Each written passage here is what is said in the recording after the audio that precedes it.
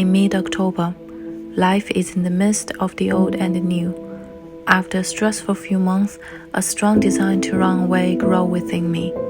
A desire to travel alone to a distant and cold place to give myself some alone time. But I couldn't decide where to go for a long time, until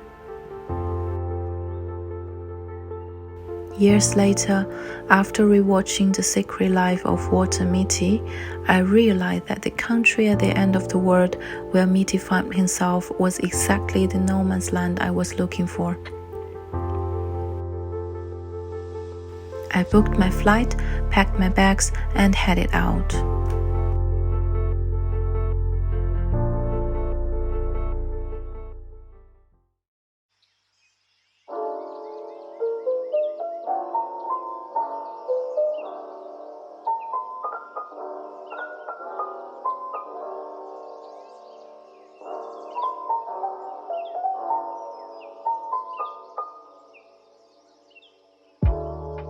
The next day, I took a rest and wandered around the city center of Reykjavik, passing by the famous bakery.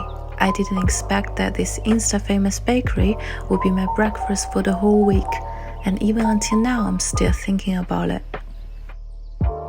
The city center of Reykjavik is very small, and at the end of the road is the sea.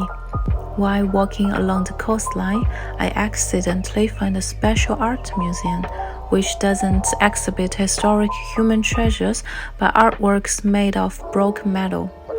It stood there quietly, away from the hustle and bustle, as if guarding a solitary pursuit of environmentalism and art.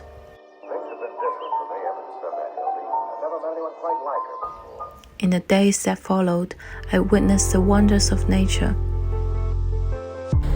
The periodic eruptions of geysers,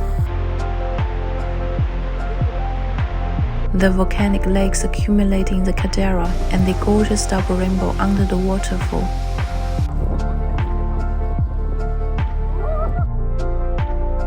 I stepped into a national park from Game of Thrones and immersed myself in the volcanic hot springs of Blue Lagoon at sunset, and it was all too beautiful to be true. I also met G, who was just like me, traveling alone. We enjoyed traditional Icelandic cuisine and shared travel stories with each other. Being in Iceland, one of the loneliest places in the world, I couldn't help but remember the days when I went to Southern Europe alone a few years ago. It was a time when everything I saw was new, and my curiosity about the world was mixed with confusion. I was always attracted by the crowd and went to those lively places to join in the fun. The focus of my life seemed to be just having fun, not having a clue about the future, not knowing what kind of person I would become.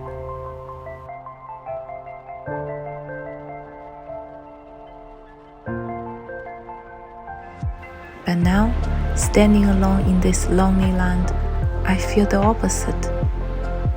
I've learned to slow down and have a clearer sense of what I want to do and who I want to be.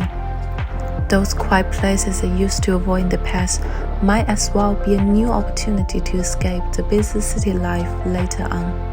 When the tour guide told us that the animals in Iceland are the happiest beings in the world because they have endless grass to eat and endless scenery to see, I was thinking maybe living like the sheep in Iceland, basking in the sun and enjoying such peaceful and simple lifestyle might also be a good way of living.